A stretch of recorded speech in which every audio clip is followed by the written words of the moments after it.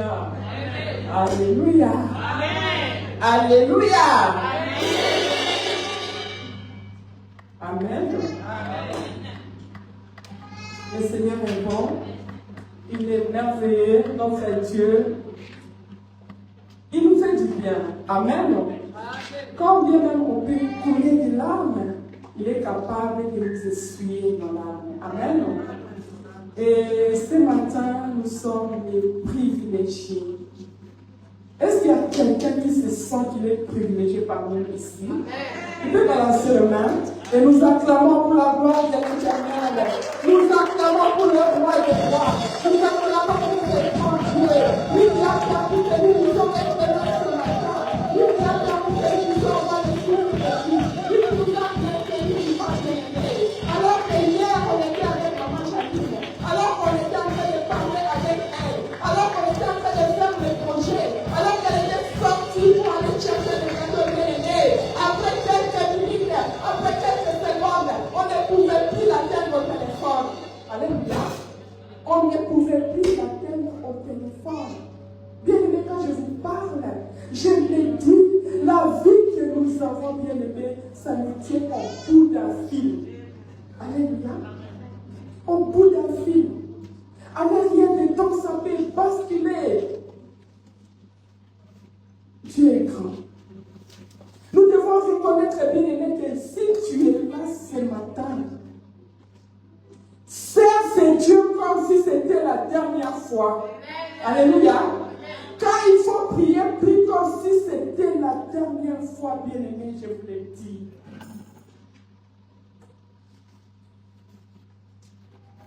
Hier, la maman Jamie qu'on parle maintenant, on est au téléphone. On a fini de parler au téléphone. C'était l'anniversaire de ma fille. Elle devait se déplacer pour aller prendre les gâteaux. Alléluia. Après 10 minutes, on ne pouvait plus l'avoir au téléphone. On appelle, plus rien. C'est l'hôpital qui nous répond. Votre soeur a fait un arrêt cardiaque. Alléluia. Vous vous rendez compte? Ça n'arrive pas aux autres. Ça peut arriver à toi. Ça peut m'arriver à moi. C'est là où nous devons voir la grandeur de Dieu. C'est là où nous devons prendre notre Dieu au sérieux. Ne blaguons pas avec notre vie spirituelle. Il y a un début, il y a une fin. Tu peux former le projet, il n'y a que Dieu qui peut réaliser. Maintenant, elle est entre le couloir de la mort et se bat entre la vie et la mort. Et il n'y a que Dieu. Elle n'a plus le temps d'intercéder, elle n'a plus le temps de prier, elle n'a plus le temps de dire plus rien. Si c'était toi, si c'était moi, c'est là où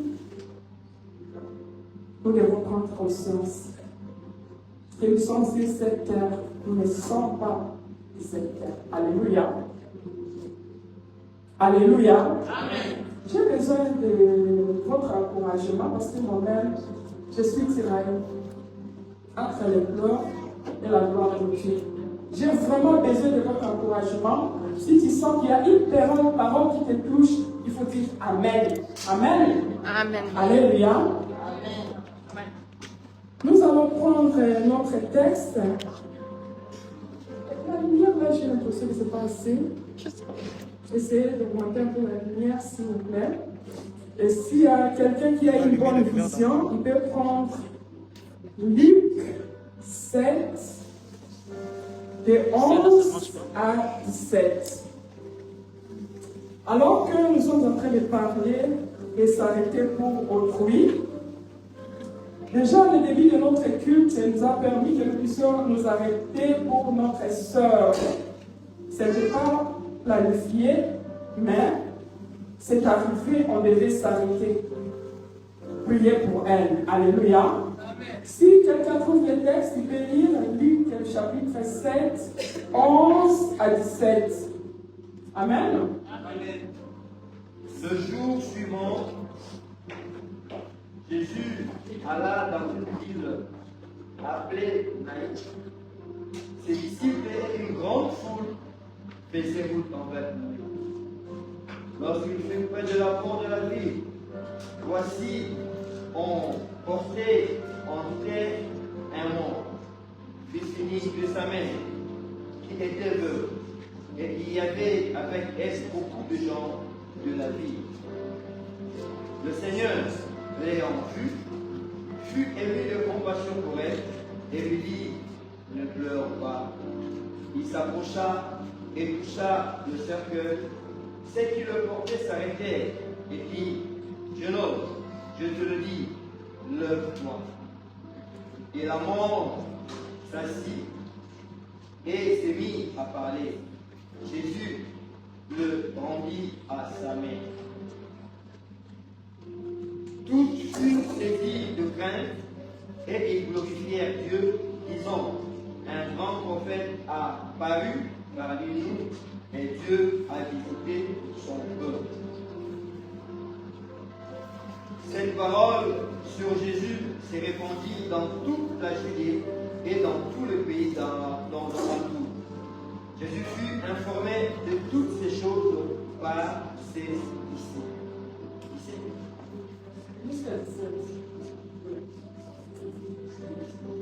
Cette parole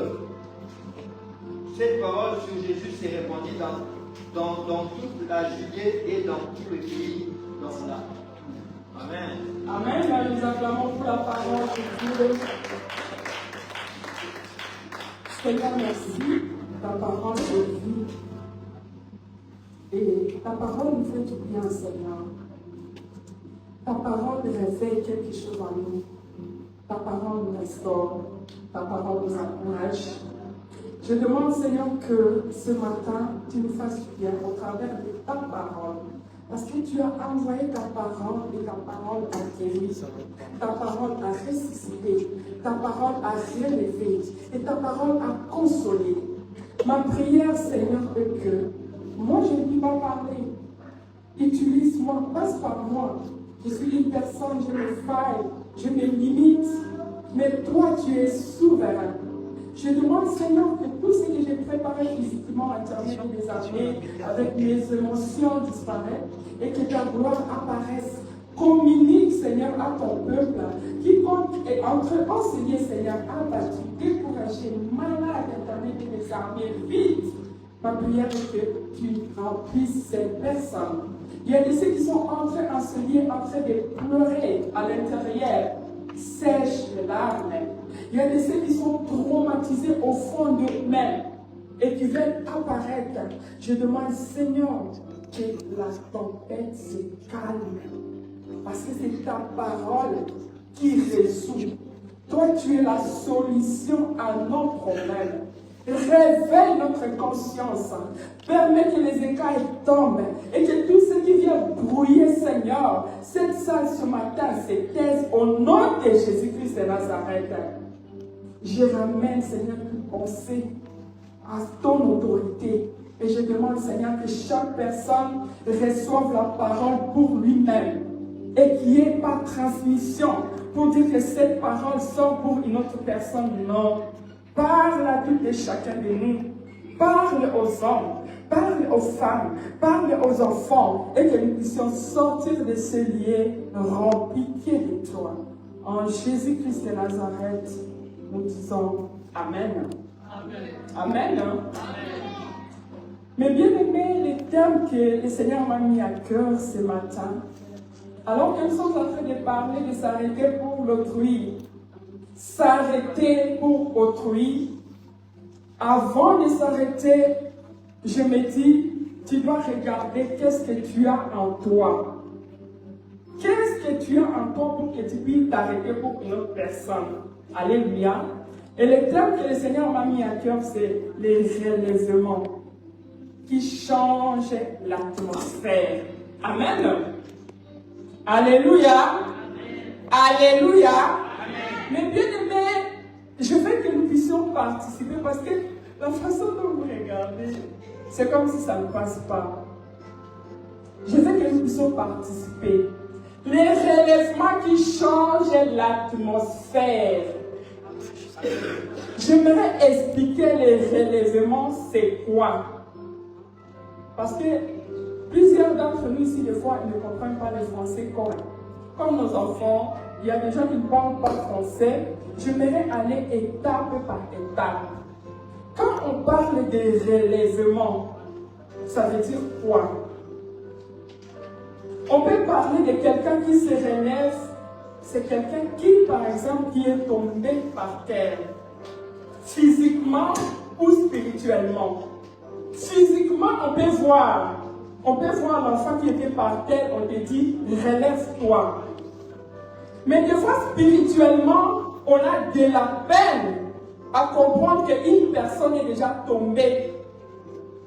Il faut qu'il y ait quelque chose qui se passe pour que même la personne puisse reconnaître que je suis tombé. Alléluia. Il y a des personnes qui sont découragées, abattues. Mais physiquement, tu le vois comme ça, la personne se présente, il s'habille très bien, mais au fond de la personne, c'est une personne qui est déjà morte. Alléluia. Il n'y a que le Saint-Esprit qui peut te dire non, toi tu dois te relever. Mais souvent on discute parce qu'on n'aime jamais reconnaître qu'on est déjà par terre. Alléluia. On n'aime pas. On se craponne. Amen. Mais qu'est-ce qui fait que nous puissions tomber plus bas? Ce n'est pas seulement une personne. Ça peut être au niveau de l'église. Aujourd'hui, nous sommes en train de parler de s'arrêter pour autrui. Alléluia. Mais qu'est-ce qui fait qu'on peut donner ce sujet? C'est parce que peut-être les responsables ont senti que nous, on ne s'arrête pas pour les autres. Qu'on ne fait plus les choses qu'on avait l'habitude de faire avant. Qu'on n'évangélise plus. Qu'on ne prie plus correctement. On ne jeûne plus. On ne se réunit plus. Il y a des actes. Mais nous, à nous-mêmes, on ne peut pas reconnaître, bien-aimé. Il faut que le Seigneur touche une personne pour qu'il te dise. Et comme on est dans un monde où on n'aime pas la vérité, que tout le monde cherche sa personnalité, que tout le monde aime garder son honneur. Quand tu viens me dire, maman, il va, j'ai l'impression que ta vie spirituelle. Vous savez, la première des choses, il y a toujours une réaction, mécanisme de défense. Il va te dire, pourquoi il me dit ça? Tu crois que toi tu pries plus que moi? Alléluia. Et tu te défends. Il y a des gens qui arrivent à dire, oui, depuis que je suis dans cet état, je me sens très bien. C'est alors que je sens qu'il y a une bonne connexion avec mon Dieu.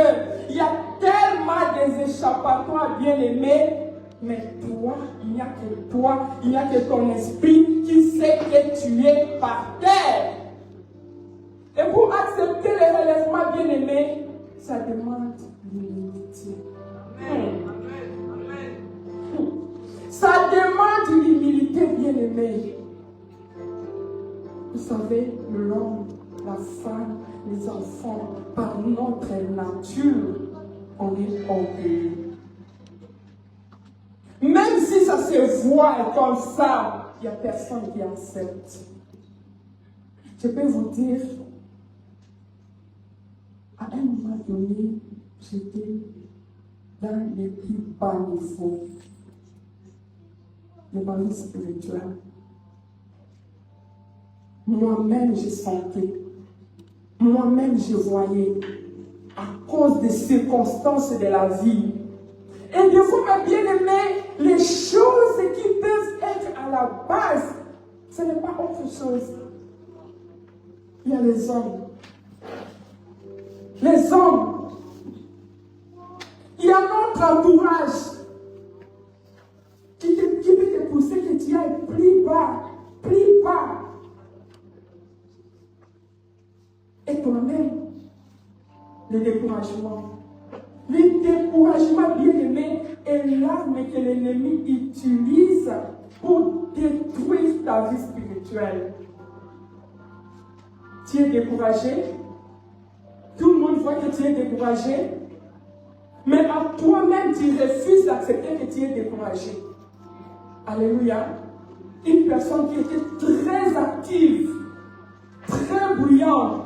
Mais en toi-même, tu sens que non, je ne suis plus active. Je n'ai plus la force. Mais qu'est-ce qui se passe que tu n'aies plus avoir la force? Pour que tu te sentes abattu, pour que tu sois découragé, qu'est-ce qui se passe en toi? Peut-être il y a une parole qui est sortie quelque part. Et cette parole a pris place dans ton cœur. Et cette parole commence à ruminer, à ruminer, à ruminer. Tu ne vois même plus qu'est-ce que toi-même tu représentes. Non. Parce que quand ça prend place en toi, tu ne te vois plus au fait. Tu ne vois que ce qu'on t'a dit. Ce qu'on t'a dit, c'est ce qui prend place. Alléluia. Et petit à petit, tu commences à dégringoler. Tu commences à baisser. Tu commences à rentrer à toi-même. Tu commences à te renfermer. Et tu perds l'éclat. Alléluia. Quand j'étais dans le moment sombre, ici dans cette église, là où le découragement m'a envahi, là où je baissais mes gardes, là où j'ai opté pour dire non, je crois que ma prière personnelle, c'est ce qui est plus efficace. Ça a pris du temps. Vous savez, il faut être entouré aussi de bonnes personnes.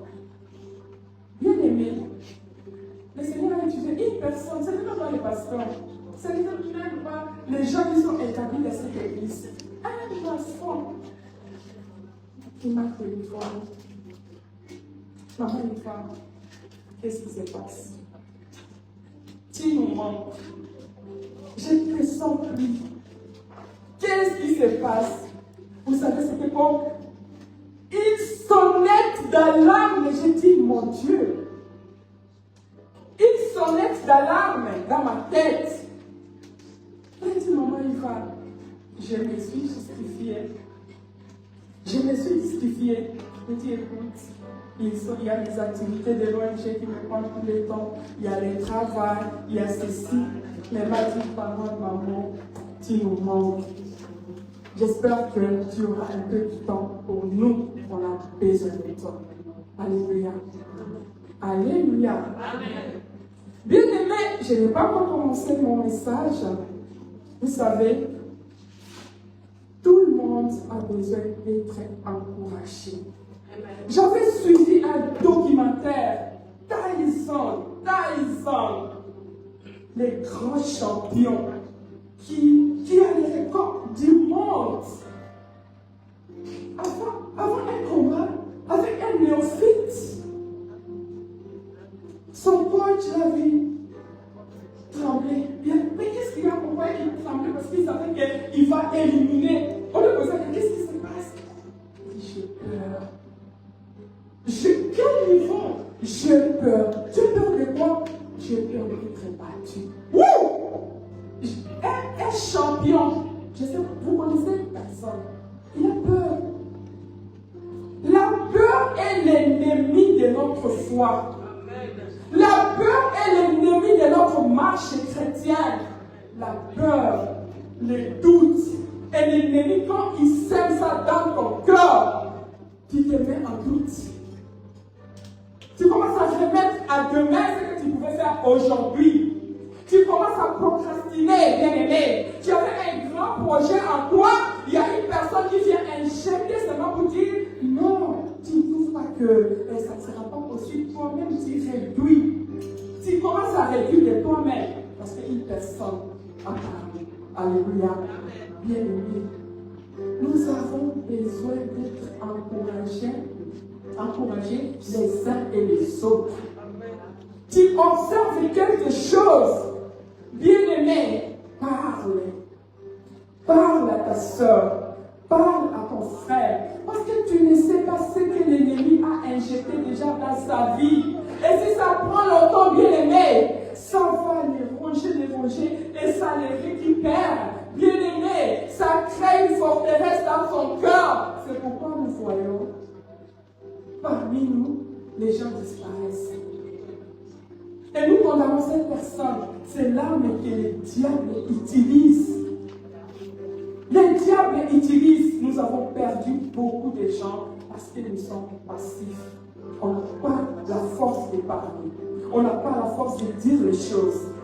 Par là que Dieu te bénisse.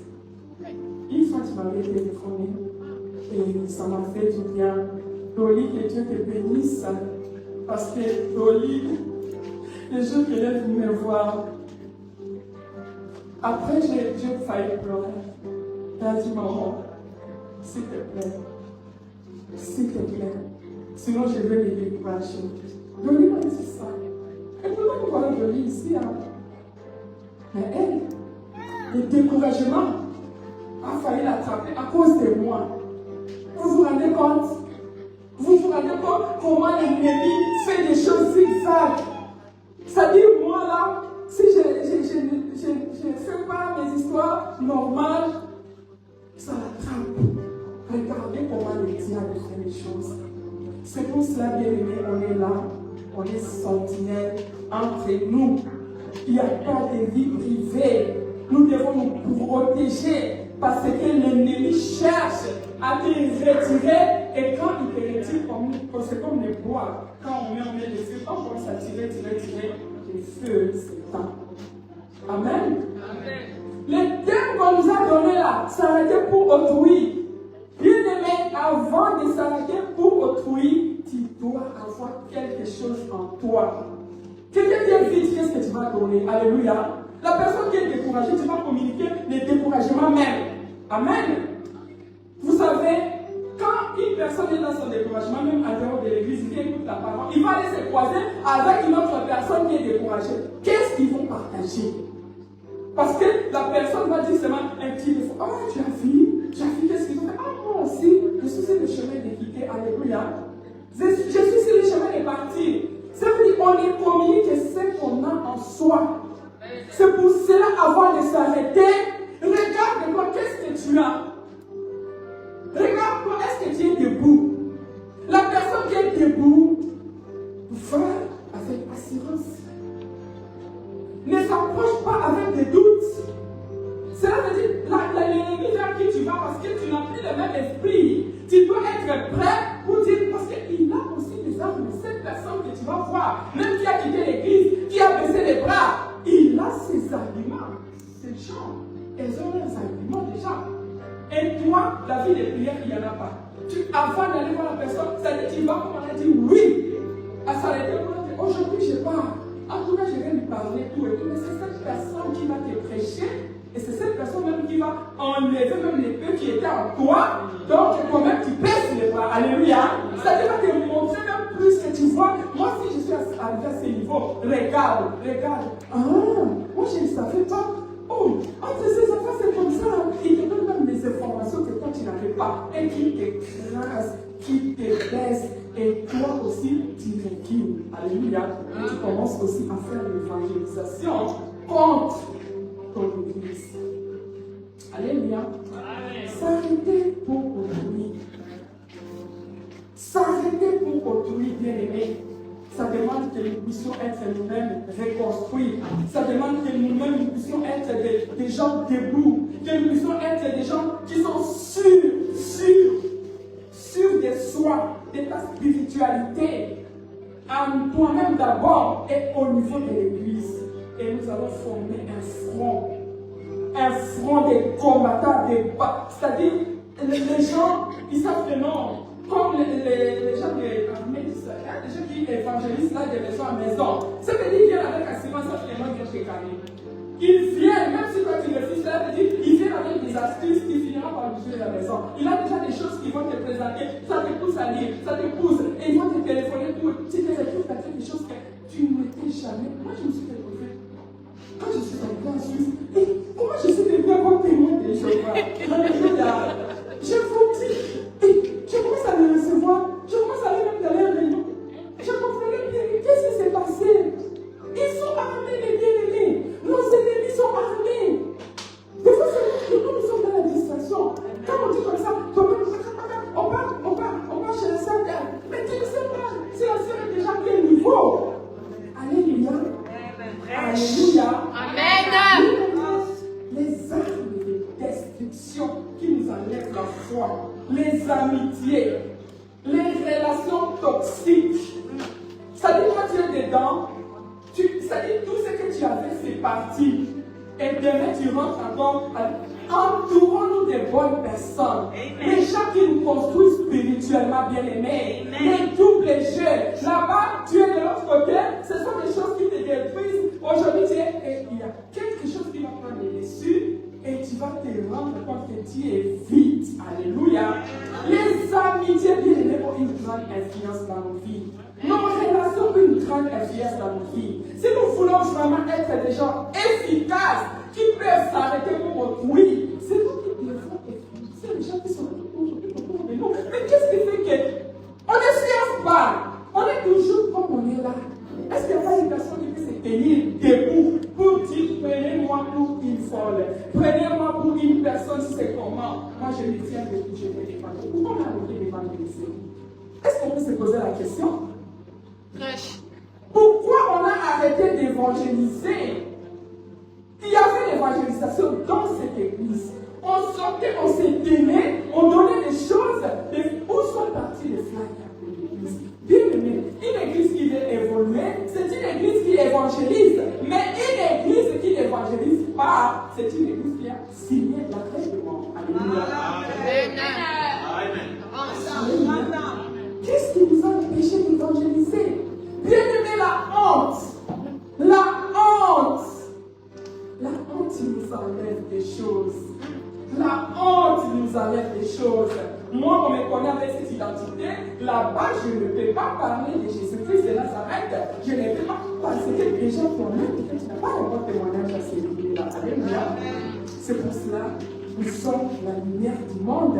Et quand la lumière est mise quelque part, ça influence. Si on était ici seulement, on vient allumer, même avec le portable. Avec les portables, il y a des impacts. Alléluia. Et pourtant, l'obscurité, c'est nombreux. En fait, moi, je m'imagine que c'est beaucoup. C'est beaucoup parce que ça peut remplir. Mais un peu de lumière, tout le monde peut le regarder. Où est partie notre lumière? Où est partie notre zèle pour l'évangélisation? La peur, la honte. Et on se sent étouffé, on se sent écrasé, on a peur de sortir la tête, on a peur de dire que je suis de la vie des verbes, on a peur de dire qu'on a tel pasteur. Tout ça parce que l'ennemi a pu les déçus. Alléluia. Et nous devons enlever cette casquette pour que nous puissions prendre notre identité en tant que leader. Parce que c'est nous qui dirigeons en fait. C'est nous qui devons. Nous sommes des lumières. Pourquoi nous devons être récompensés? Alléluia. La cause encore que nous puissions nous retrouver à plus bas et que nous recherchons à nous relever bien aimés, c'est les échecs. Vous savez, il y a des gens qui ne supportent pas l'échec. La personne échoue une fois et il a la flamme pour dire non, je n'arriverai plus. Et laisse tomber. Amen. Or, être un chrétien, c'est une personne qui est constante. En fait, avoir un mental d'acier, ça vient pas, ça tombe. Ça vient pas, ça tombe. Ça vient pas, ça tombe. Et ça te laisse comme tu étais. Ce sont eux qui doivent changer, mais toi tu es là. Parce que tu as pris ça en toi. Combien de gens ont abandonné parce qu'il a échoué cela une fois? Il a tenté de parler de Jésus-Christ à une personne. La réaction de cette personne vient de lui faire, il n'arrivera plus jamais, jamais. Même avec tes amis, tu ne diras plus, parce qu'on m'a dit, oh, elle est chrétienne, oh, regarde, oh, ceci, cela.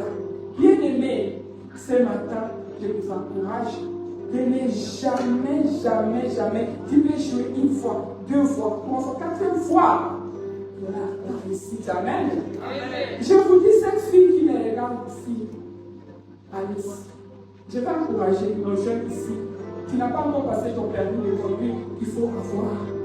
Tu peux échouer 10 fois. 10 fois. je témoigne pour encourager ceux qui ont déjà échoué, qui ont baissé les bras. Avoir son permis de conduire, c'est vraiment une porte ouverte pour beaucoup de choses. Cette fille, les jours que je disais tu peux faire, tous mes enfants à 18 ans, permis de conduire, elle a dit moi jamais, je ne conduirai jamais. J'ai dit, avec moi tu vas conduire. Je l'ai inscrit de force et elle est allée faire ça. Bien aimé, cet enfant a échoué. Je n'ai jamais vu quelqu'un pleurer chez Fouchi. Jusqu'aujourd'hui, je suis traumatisée. Quand elle sortait, c'est-à-dire c'est comme si elle ne devait même plus regarder les bureaux. Moi j'ai compris. Je l'ai béni comme ça. J'ai posé tout. Quitte d'abord ici. Partons d'abord ici. Hey! J'ai dit, ça c'est l'arme de l'ennemi pour détruire ta vie. Il m'a pas lâché. Je l'ai mis dans la voiture. On est raconté. Elle a pleuré. Quand elle a fini de pleurer, j'ai pris l'ordinateur, j'ai mis devant elle. J'ai dit, maintenant tu t'inscris. Non, tu vas t'inscrire à nouveau.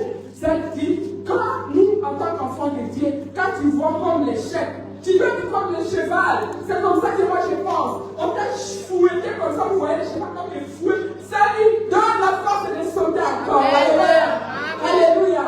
Tu as vu l'échec, c'est comme si, waouh, tu sautes. Tu atteins notre niveau. Tu vas encore, tu vas. Bien aimé, les choses que ils sont perdues.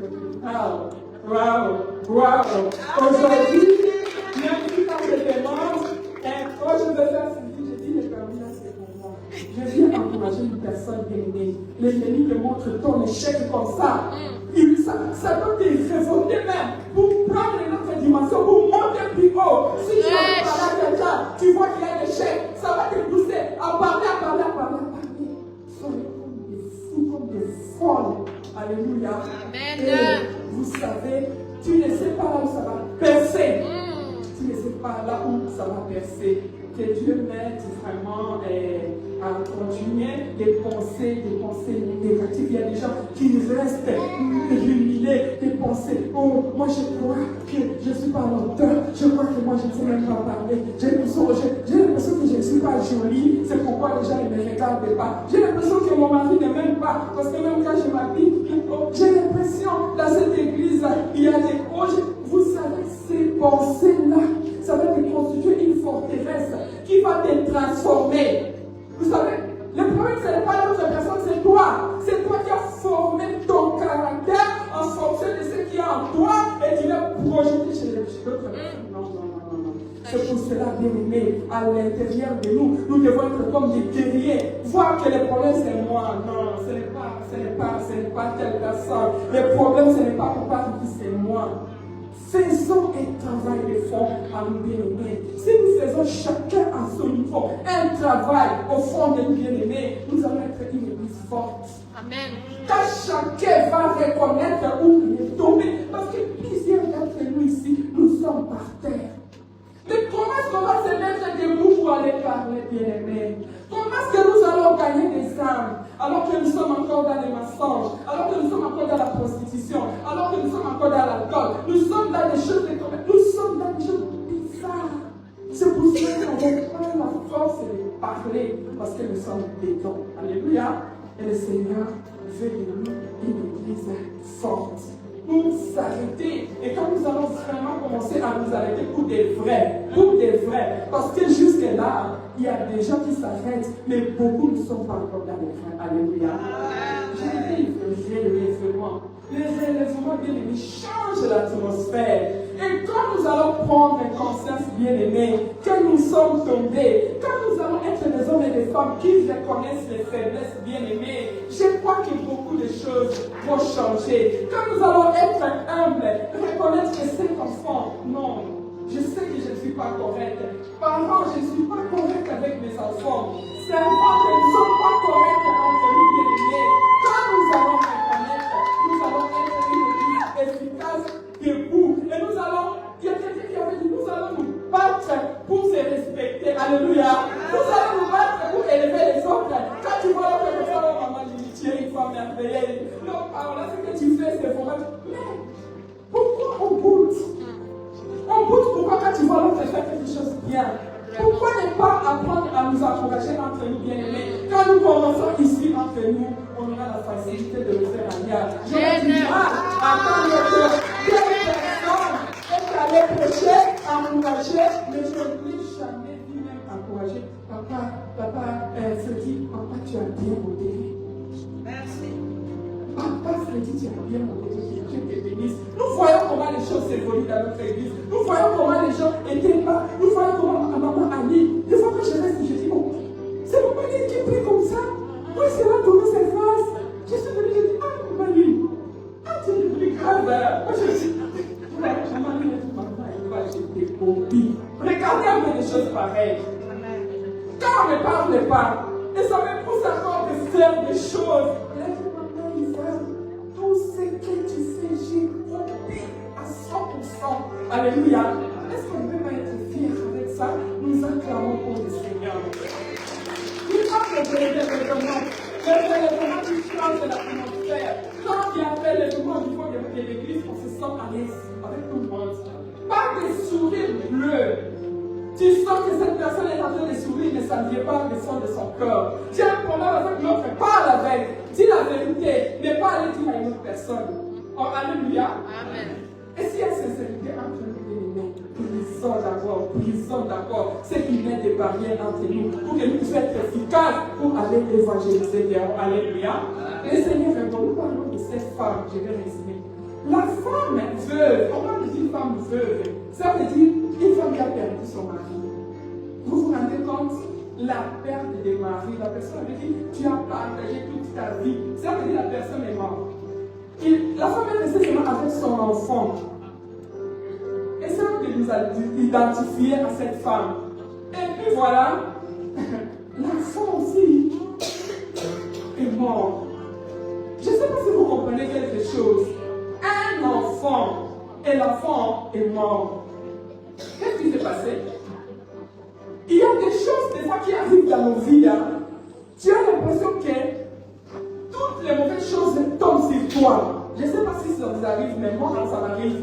Ça veut dire que tu commences même à te préparer pour attendre une mauvaise nouvelle, parce que ça, c'est déjà arrivé. Demain, c'est une autre. Demain, après, une autre, tout et tout et tout. Et c'est ce qui est arrivé à cette femme. L'enfant décédé, les maris décédés, la femme, l'enfant aussi décédé. Qu'est-ce qu'on peut, quelle parole de consolation on peut dire à une personne pareille? Alléluia. En lisant ces textes, nous voyons qu'il y a eu, et ces gens ils partaient au cimetière, parce que la personne monte, vous allez l'enterrer, amen. Et la foule était en train de pleurer, comme d'habitude. On accompagne toujours dans les mauvaises choses, on pleure, amen. Et Jésus-Christ arrive. Jésus arrive. Amen. Vous savez, je ne sais pas qu'est-ce qu'on est en train de dire ici, quel chemin couloir d'atterrement. Je ne sais pas ce matin, tu es sur quel chemin. Que chacun regarde. Peut-être on part enterrer ta santé, comme nous sommes en train de prier pour maman Janine. Elle est dans le couloir de la mort. Alléluia. Il y a des projets en nous qui sont sur les chemins d'être enterrés. Parce que c'est fini. On a déclaré la mort par les hommes, par les gens. Ça ne marchera pas. Et toi, tu es en train d'amener. C'est pour aller enterrer. Il y a des gens qui sont sur les chemins de briser leur fiançailles.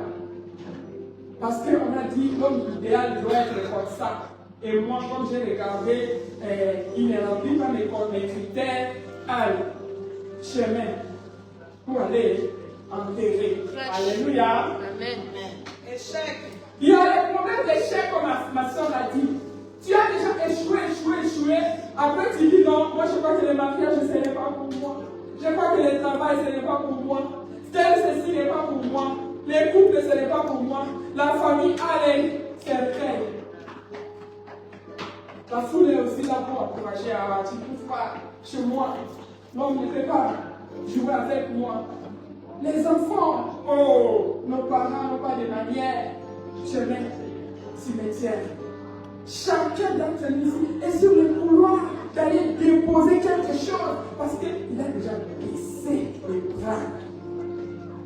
Et la foule t'accompagne. Dans des choses pareilles, il y a toujours la foule qui accompagne. Mais, je voulais dire à une personne bien aimée, ce matin, Jésus-Christ est là.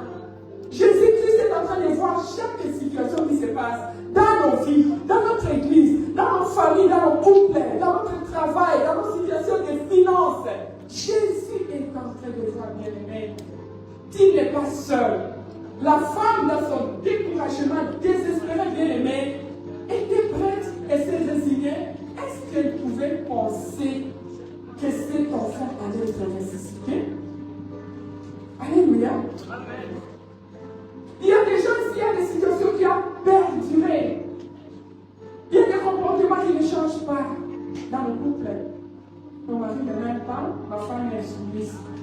Bon, dans ce cas, divorçons, c'est la solution. Dans cette église, on ne s'occupe pas des gens. Le pasteur ne me téléphone pas. Mais j'ai attendu qu'il parle avec telle personne. Moi, je pars chercher l'église là où le pasteur appelle les gens. Alléluia. Qu'est-ce qu'il entend? Les difficultés des finances, bien aimés, ont mis beaucoup de gens sur les chemins, les cimetières, la dépression. Ils baissent les bras en tout.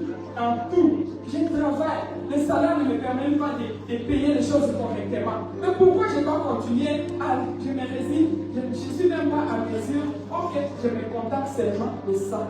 Il n'y a plus de vision, on ne fournit plus d'efforts. On ne pense même pas que Jésus-Christ est ce matin. Comme je dis ce matin, il peut s'arrêter dans cette situation que tu es en train de traverser, bien-aimé, dans ta santé, dans ton couple, dans ton ménage, bien-aimé, dans ta situation de finances. La chose qui t'enlève le sommeil, la chose qui te fait devenir comme philosophe, tu restes, tu réfléchis, tu montes, tu descends. Bien-aimé, ce matin, je nous en supplie. Dieu est vivant. Jésus-Christ voit tout. Il connaît nos souffrances. Il est capable de nous soulager, bien-aimé. La situation de notre église, j'ai dit, on doit arrêter de dire que les choses ne vont pas. Nous devons voir le côté positif. Le peu de gens qui sont là, qui sont fidèles des années après années, nous devons encourager d'abord ces gens-là. Les serviteurs qui sont là, nous devons les encourager, bien-aimés. Le temps que nous arrivons à nous sécuriser, nous pouvons sortir comme des abeilles pour arracher les âmes à dehors de chez nous. Mais si nous ne savons pas que Jésus-Christ est en train de faire des choses dans notre église bien-aimée, je dis toujours, si Dieu n'était pas là, cette église est déjà sauvée. Cette église est déjà sauvée. Nous devons avoir la compassion. Si nous lisons dans ce texte, ce que Jésus-Christ a fait, il a eu d'abord compassion. Avant d'aider notre personne, tu peux avoir compassion de cette personne. Mais comment tu peux aller sans compassion? Tu ne seras pas efficace, mes bien-aimés. Ayons le cœur de compassion. Je vais terminer par quelque chose. Vous savez pourquoi je suis dans cette église? J'avais une fois déjà parlé. Quand même, Nathalie, excuse-moi, je ne vais pas revenir sur te blessure. Moi, je suis arrivée en Suisse. Ça permet que je parle de ça. J'arrive en Suisse, je ne connais personne. J'étais au village à Mintine. Et j'avais mon bébé à l'époque, Salem avait 3 mois et Ruth avait 4 ans. En partie des centres, on a fait connaissance avec une femme. Et cette femme connaissait un peu beaucoup de choses. Et moi, je ne connaissais rien de la Suisse. Je ne savais même pas prendre un train pour arriver en Berne. Le matin, comme ça, avec mon bébé, la femme me téléphone. Papa, il va. Tu sais, il paraît que chez vous là-bas, il y a un enfant de pasteur qui est mort. Et puis, ce pasteur, ceci, c'est là, tout et tout. Moi, je dis encore, l'enfant qui a 4 ans. Vous avez bien aimé. Quand j'ai regardé ma fille, elle avait 4 ans, j'ai eu compassion de cette maman. Alléluia. À quel niveau la vraie compassion peut nous amener? Ça peut nous amener de faire des alliances et bien aimés. J'ai eu compassion de cette. J'ai regardé, j'ai dit, comment est-ce qu'une maman pleure un enfant de 4 ans? J'étais curieuse. Parce que j'ai regardé ma fille, j'ai dit, aujourd'hui, elle meurt. Dans quelles conditions? Et j'ai eu compassion de cette maman. Je ne la connaissais pas. Je ne connaissais pas comment prendre le train. J'ai eu tellement mal au cœur. J'ai dit, je dois aller voir cette femme. Je dois comprendre comment elle pleure son enfant. Et j'étais venue par compassion. J'ai laissé mon bébé.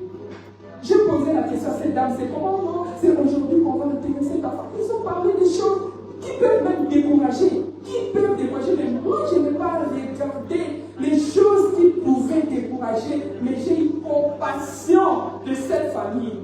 J'ai pris le train, je n'avais pas de ticket, je ne savais même pas qu'il y a des délits d'arriver, rien.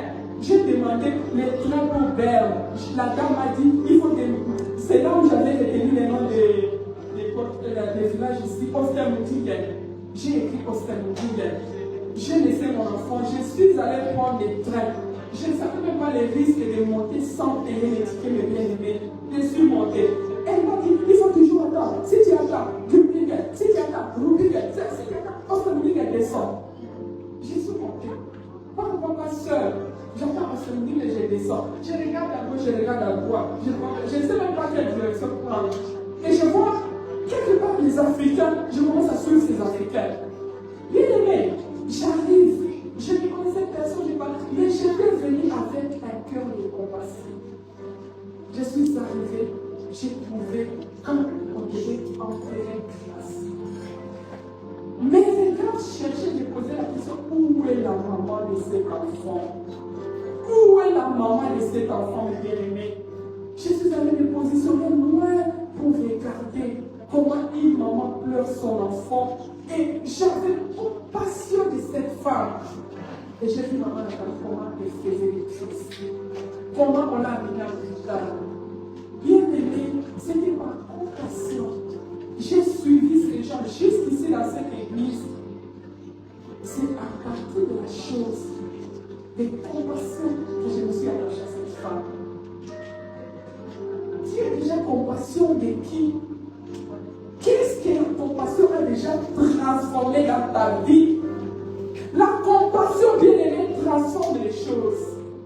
Si tu as compassion d'une personne, même si tu ne peux pas l'atteindre comme ça, tu peux le porter dans la prière. Et tu vois la transformation qui peut se produire dans la vie de cette personne. Alléluia. Alléluia. Ayons le cœur de compassion. Nous sommes des chrétiens. Et quand on parle des chrétiens, ce sont les gens qui suivent les pas de Jésus-Christ de Nazareth. Alléluia. Et je déclare ce matin, bien aimé, il y a des douleurs dans nos cœurs qui ne nous permettent pas d'être efficaces. Que le Seigneur soulage ces douleurs-là. Alléluia. Il y a des enterrements qui sont invisibles, bien-aimés. Des choses qui sont enterrées dans la vie de cette église, dans la vie des membres de cette église, qu'on ne voit pas. Parce que dimanche, ça dit bien, mais il y a des choses qui sont déjà enterrées. Ma prière est que le Seigneur déterre. Même si tu étais dans le couloir d'enterrement, que Jésus-Christ s'arrête pour dire, toi, lève-toi, sois guéri, que tes finances soient débloquées, que tu puisses avoir la paix, que tu sois relevé, que tu apportes la paix dans ton entourage, que la paix règne dans ta famille, qu'il y ait l'obéissance dans ton couple, et que tu sois une personne vraie, une personne de la prière. Que le Seigneur nous bénisse. Amen.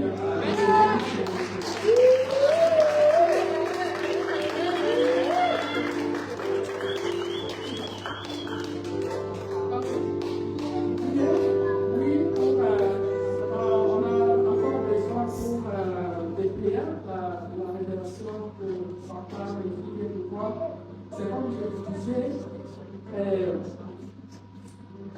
maman Jamie, c'est quelqu'un quand même qui est déjà eu l'argent de mes enfants. Elle a l'argent de mes enfants.